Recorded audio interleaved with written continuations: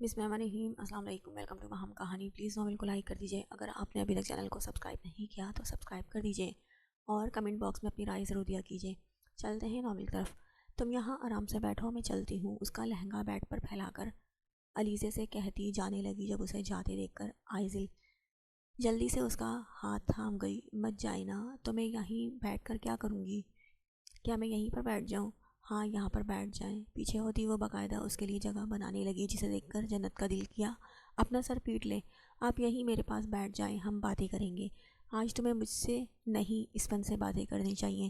جب وہ آئے تو جی کھول کر اس کے ساتھ باتیں کرنا۔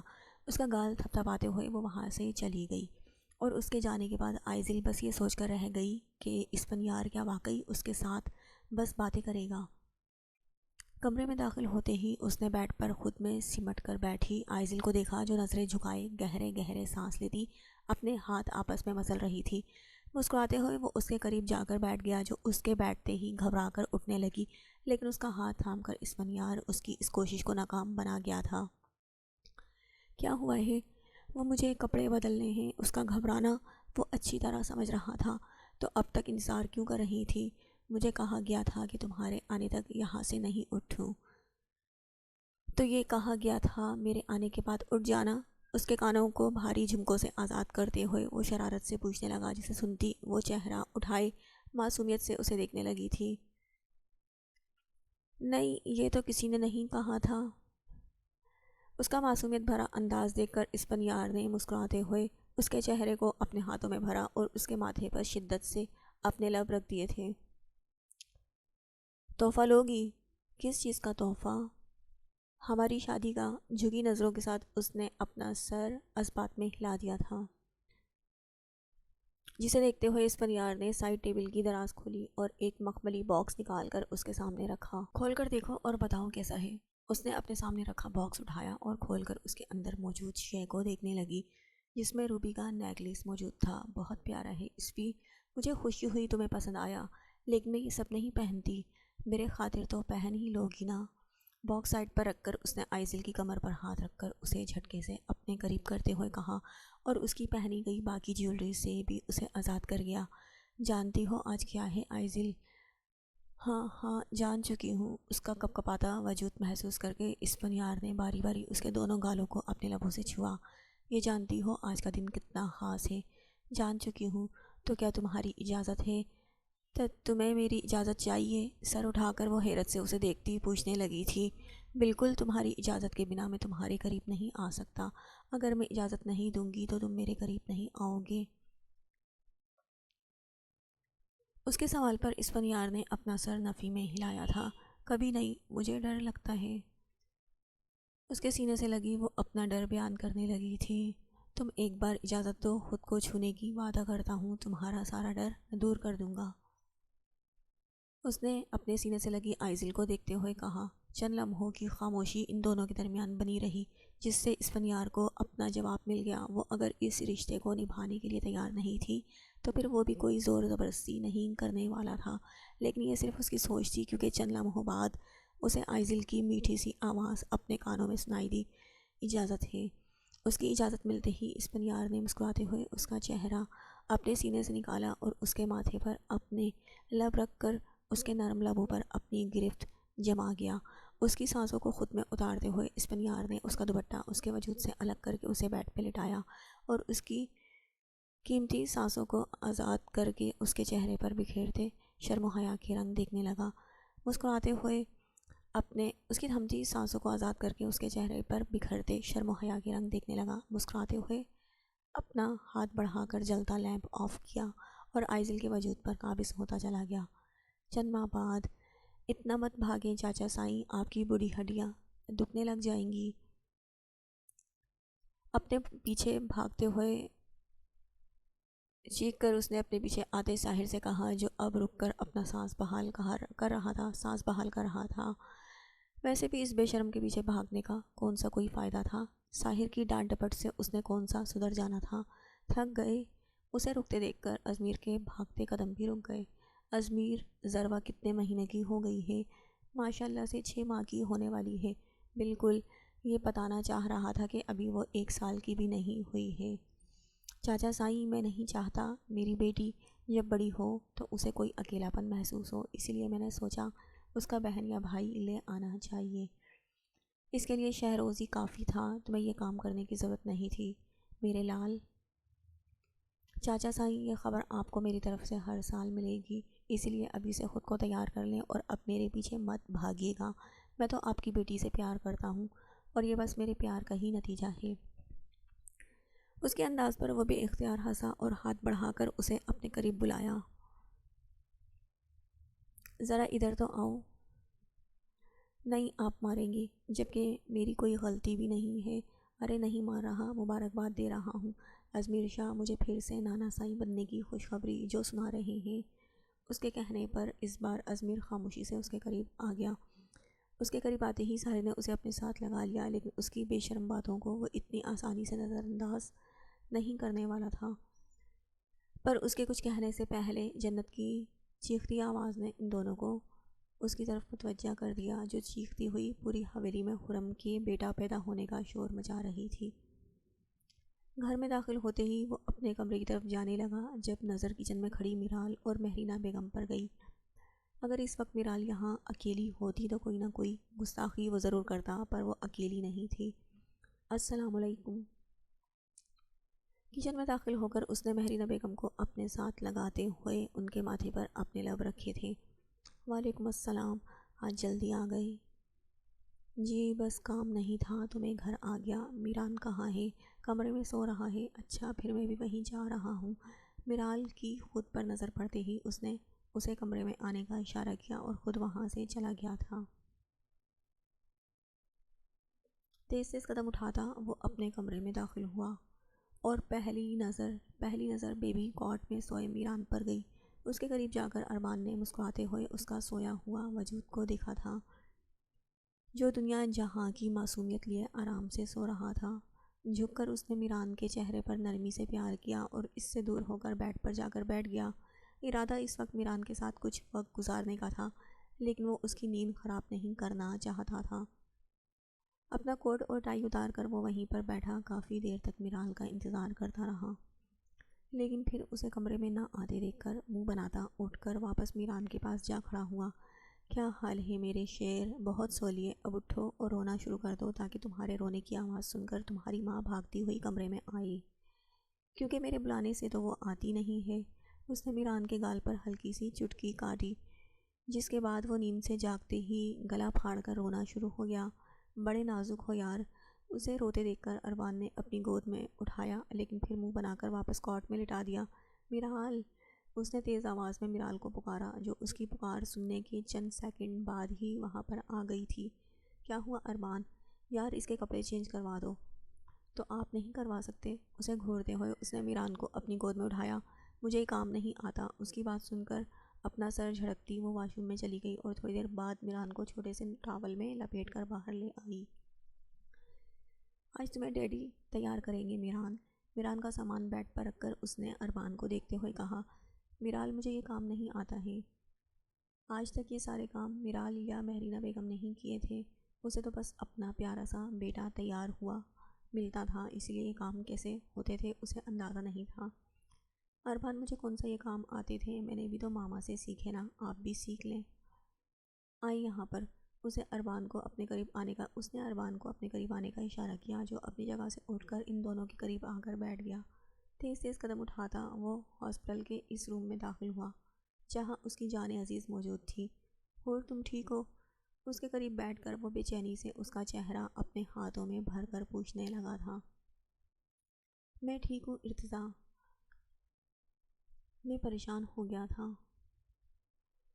آپ کو پریشان ہونے کی ضرورت نہیں ہے، میں بالکل ٹھیک ہوں۔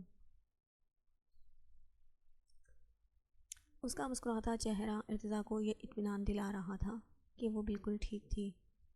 ارتضیٰ نے جھک کر اس کی پیشانی پر اپنا شدت بھرا لمس چھوڑا اور اس کے قریب بیٹھ کر اس کا سر اپنے سینے سے لگائی سکون سے آنکھیں موند گیا۔ ارتضیٰ، اپنے بیٹے سے نہیں ملو گے؟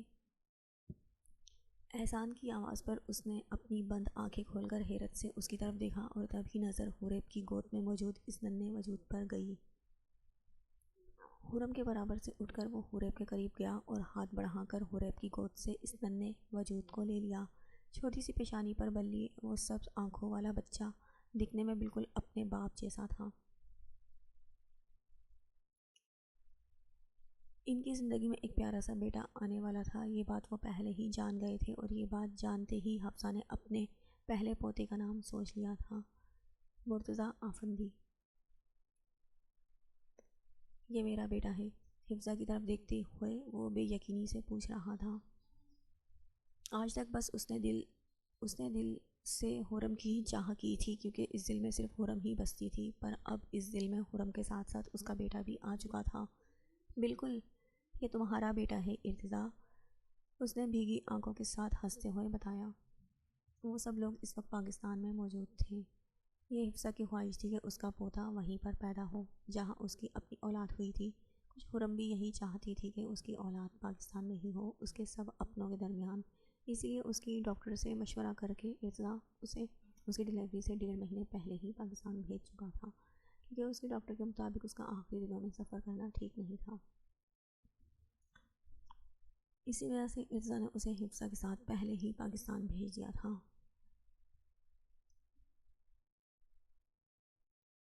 اسے اس حالت میں وہ خود سے دور ہرگز نہیں کرنا چاہتا تھا، لیکن اس کی خواہش بھی وہ رد نہیں کر سکتا تھا۔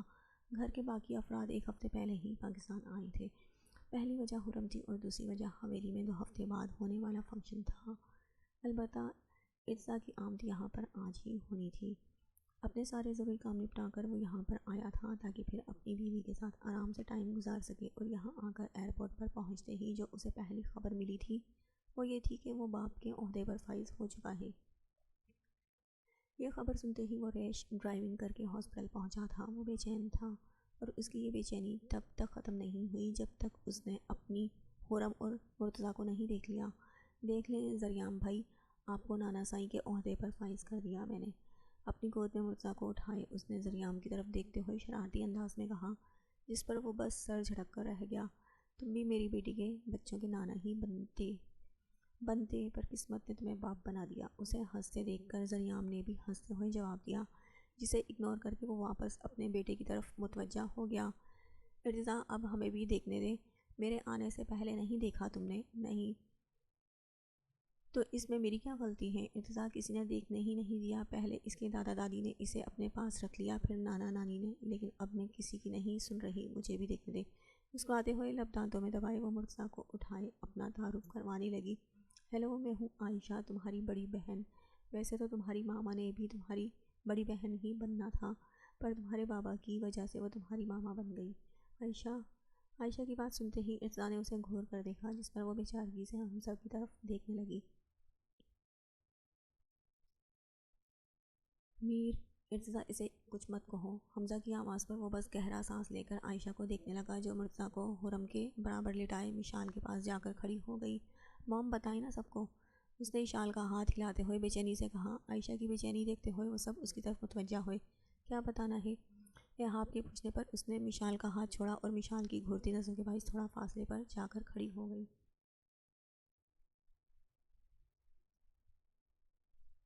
عائشہ، تھوڑا صبر کر لو، آپ چھوڑے، میں خود بتا دیتی ہوں۔ گہرا سانس لے کر اس نے اپنی بات شروع کی۔ وہ آئی تو یہاں مرتضیٰ کی وجہ سے تھی، لیکن اندازہ نہیں تھا کہ خود سے بھی اتنی بڑی خبر مل جائے گی۔ مشال نے ہی اس کا چیک اپ کروایا تھا اور اس کے شرماتے روپ کو دیکھ کر یہ کہہ دیا کہ یہ بات وہ خود سب کو بتائے گی۔ بس تب سے ہی عائشہ اس کے پیچھے پڑی ہوئی تھی۔ مجھے ایک بیماری ہو گئی ہے۔ دماغ تو ٹھیک ہے؟ کیا کہہ رہی ہو؟ اس کی بات سنتے ہی سب سے پہلے حمزہ نے سخت لہجے میں اسے ٹوکا، اور اس کا سخت لہجہ دیکھتے ہوئے وہ گھبرا کر اپنا سر نفی میں ہلانے لگی۔ ارے نہیں، یہ کوئی خطرناک بیماری نہیں ہے، یہ تو وہ بیماری ہے جو امامہ کو جبرائیل کے آنے سے پہلے ہوئی، حیا کو خدیجہ کے آنے سے پہلے ہوئی تھی، جنت کو زین کے آنے سے پہلے ہوئی تھی۔ اپنے طریقے سے اس نے ان سب کو یہ بات سمجھانے کی کوشش کی تھی، لیکن ناول کی دنیا سے ان سب کا دور دور تک کوئی واسطہ نہیں تھا، تو اس کی بات کیسے سمجھ پاتے؟ نہیں سمجھے؟ سیدھے طریقے سے بتا دو۔ آپ لوگوں نے ساری بات کا مزہ خراب کر دیا۔ انہیں اپنی بات نہ سمجھتے دیکھ کر اس کا سارا موڈ خراب ہو گیا۔ نوٹنکی، سیدھے طریقے سے بتا دو نا۔ مشال کی غصے سے بھری آواز پر گلا کھنکارتے ہوئے اس نے دوبارہ بات شروع کی۔ مجھے وہ بیماری ہو گئی ہے جو موم کو میرے آنے سے پہلے ہوئی تھی۔ اس کی بات کا مطلب سمجھتے ہی ان سب کے چہروں پر پریشان بھری مسکراہٹ چھا گئی۔ وہ عائشہ تھی، اس سے کسی سیدھی بات کی توقع بھی نہیں تھی۔ اس کے قریب آ کر باری باری سب اسے اپنے ساتھ لگائے دعائیں دینے لگے، لیکن وہاں کھڑا حمزہ تو بس اس کی باتوں میں کھویا ہوا تھا۔ شادی کے 1.5 سے 2 سال بعد بھی اسے اس خبر کی امید نہیں تھی۔ اس کے لیے تو اس کا ایک بچہ ہی کافی تھا، لیکن شاید اب ایک کے ساتھ ساتھ اسے اپنے دوسرے بچے کو بھی پالنا تھا۔ جھٹکے سے کمرے کا دروازہ کھلا اور حویلی کے سارے افراد بیبی بوائے اور نیلے و سفید رنگ کے غبارے لیے اندر داخل ہوئے۔ ہم سب آ گئے۔ ایک دوسرے کو سائڈ کر کے وہ اس نئے بیبی کو دیکھنے کے لیے بے چین ہو رہے تھے۔ ہاسپٹل کا کمرہ، جس میں کچھ دیر پہلے کافی پرسکون ماحول تھا، اب ان سب کے آتے ہی چڑیا گھر بن چکا تھا۔ ان سب کے درمیان کھڑی عائشہ کا ہاتھ پکڑے وہ اسے لے کر باہر کی طرف چلا گیا۔ یہ کیا ہے عائشہ؟ یہ میں ہوں، یہ ہاسپٹل ہے اور یہاں ارتضیٰ کا بیبی پیدا ہوا ہے۔ عائشہ، میں اس چیز کی نہیں کہہ رہا، اس چیز کا ذکر کر رہا ہوں جو بات تم نے اندر کہی، کیا وہ سچ ہے؟ ہاں وہ سچ ہے میر صاحب، آپ بابا بننے والے ہیں اور میں جانتا ہوں۔ کیا آپ یہ بات جان کر خوش ہیں؟ عائشہ کی بات سنتے ہی اس نے اس کے نازک وجود کو کھینچ کر اپنے سینے سے لگا لیا۔ تم خوشی کی بات کر رہی ہو، مجھے اندازہ نہیں ہو رہا میں اس وقت کس کیفیت سے گزر رہا ہوں، اور مطلب خوش ہوں۔ مطلب خوش ہوں، اس کی بات کا عائشہ یہی مطلب سمجھی تھی۔ مطلب خوش ہیں، اس کی بات کا عائشہ یہی مطلب سمجھی تھی۔ ہاں بالکل، میں بہت خوش ہوں اور میرا دل کر رہا ہے اس خوشی کے موقع پر اپنی ساری دولت لٹا دوں۔ رکیں، پہلے اسے آنے تو دیں، پھر دولت بھی لٹاتے رہیے گا۔ سر اٹھا کر عائشہ نے اسے دیکھتے ہوئے کہا، جسے دیکھتے ہوئے حمزہ کو اپنی معصوم سی بیوی پر بے تحاشا پیار آیا۔ آئی لو یو ہنی، اسے دوبارہ سے اپنے سینے سے لگائے وہ شدت سے بھرپور لہجے میں کہہ رہا تھا۔ اچھا میر، ہم نہ اپنے بیبی کا نام جبرائیل رکھیں گے اور اگر لڑکی ہوئی تو عنایا رکھیں گے۔ ٹھیک ہے، جیسا تم چاہو گی ویسا ہی ہوگا۔ اسے اپنے سینے سے لگائے وہ خوشی سے بھرپور لہجے میں کہہ رہا تھا۔ وہ خوش تھا، بے انتہا خوش۔ بھلا اس نے کب سوچا تھا کہ اس کی ویران سی زندگی میں بھی اتنی خوشیاں آئیں گی، لیکن آئی تھیں۔ اس کی بے رونق زندگی عائشہ کی وجہ سے رونق زدہ ہو گئی تھی۔ شاہ حویلی میں ہر طرف مختلف پھولوں سے سجاوٹ ہو رہی تھی، کیونکہ حویلی میں آج ان کی اینیورسری کا فنکشن تھا۔ آج معتصم پریشا اور وسیع اینا کی، جبکہ کل اسیم کسوہ اور عالم آئرہ کی اینیورسری تھی، لیکن ان آٹھوں کا یہ خوشی سے بھرا دن وہ ایک ساتھ منا رہے تھے۔ ویسے بھی دعوت دیر تک چلنی تھی، تب تک رات کے 12 بج جانے تھے، ان کی سالگرہ بھی لگ جانی ہی تھی، اسی لیے ان آٹھوں کی اینیورسری ساتھ ہی منائی جا رہی تھی، جس میں سب گھر کے افراد ہی موجود تھے۔ بس شاذل صاحب، مہرینہ بیگم کے ساتھ ساتھ آمنہ، عارف اور اقرا کی فیملی تھی جو یہاں نہیں تھی، لیکن تھوڑی دیر میں ان کی آمد بھی ہونے والی تھی۔ ہر طرف شور کے باعث حویلی میں اس وقت کسی شادی جیسا سماں لگ رہا تھا۔ وہاں موجود ہر فرد نے ایک جیسے کپڑے زیبتن کیے ہوئے تھے۔ سب مردوں نے بلیک کلر کا ڈنر سوٹ پہن رکھا تھا، معتصم سے لے کر مرتضیٰ تک کو چھوٹا سا کوٹ پہنایا ہوا تھا، اور سب خواتین نے ڈارک بلو کلر کا فراک پہن رکھی تھی، بی جان سے لے کر ذروہ تک نے۔ کچھ لوگ اپنے کمروں میں تیار ہو رہے تھے تو کچھ لوگ باہر کھڑے تیاری کر رہے تھے۔ اس کے علاوہ سجے ہوئے ہال میں ینگ جنریشن کا کافی دیر سے مختلف گانوں پر ڈانس چل رہا تھا۔ کیا ہے یہ جادو ہے کوئی بس جو چل جاتا ہے، توڑ کے پہرے ہزاروں دل نکل جاتا ہے، دور کہیں آسمانوں پر ہوتے ہیں یہ فیصلے، کون جانے کوئی ہم سفر کب کیسے کہاں ملے، جو نام دل پر لکھا ہو اقرار ہو ہی جاتا ہے، کیسے کہوں میں او یارا یہ پیار کیسے ہوتا ہے۔ تیز تیز قدم اٹھاتی وہ اپنے کمرے کی طرف جانے لگی۔ جب باہر آتے عالم کو دیکھ کر اس نے سکون بھرا سانس لیا۔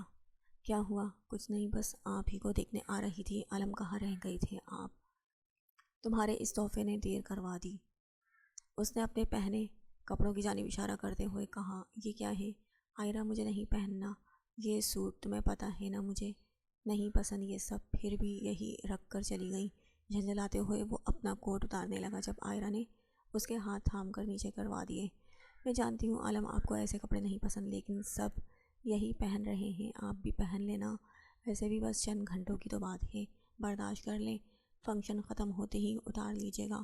اس کا کوٹ درست کرتی وہ مسکراتے ہوئے اس کے مزید قریب ہوئی۔ اب میں اس کا کیا مطلب سمجھوں؟ اس کے قریب آنے پر عالم کی جھنجھلاہٹ دور ہوئی۔ بہت پیارے لگ رہے ہیں آپ، عائرہ نے بھرپور نظر اس کے وجود پر ڈالتے ہوئے کہا۔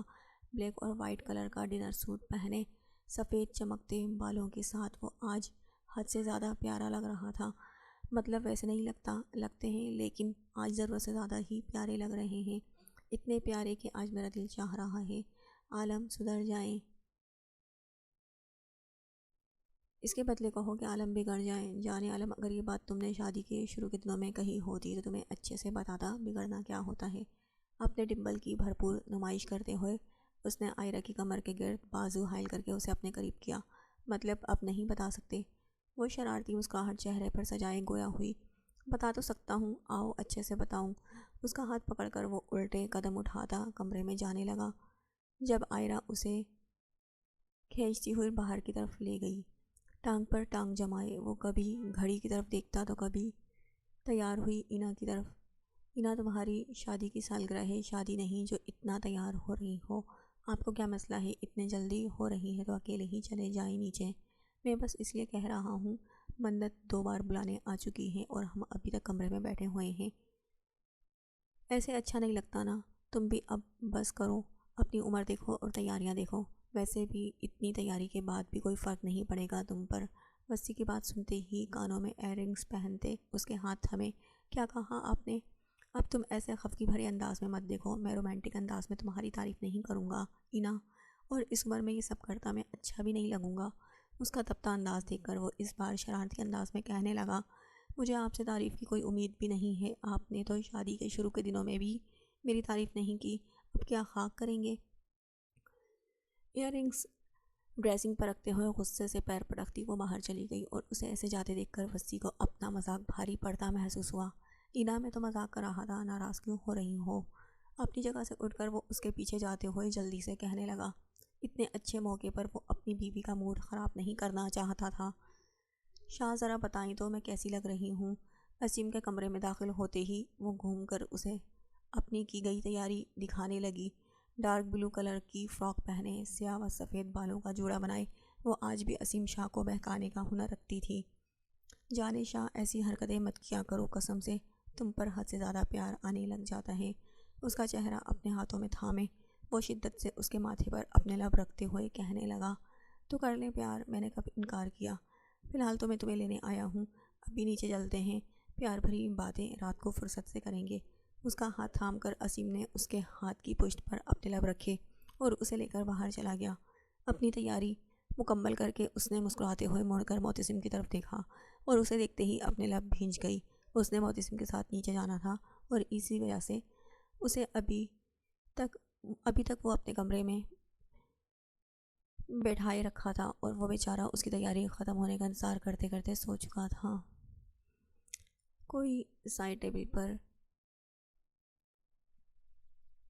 ٹکائے ہاتھ کی مٹھی بنا کر اپنی کن پٹی پر رکھے وہ کافی بے آرامی سے لیٹا ہوا تھا۔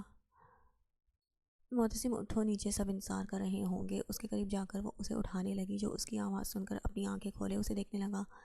اپنے سامنے پریشے کو دیکھتے ہی اس کے لب مسکراہٹ میں ڈھلے۔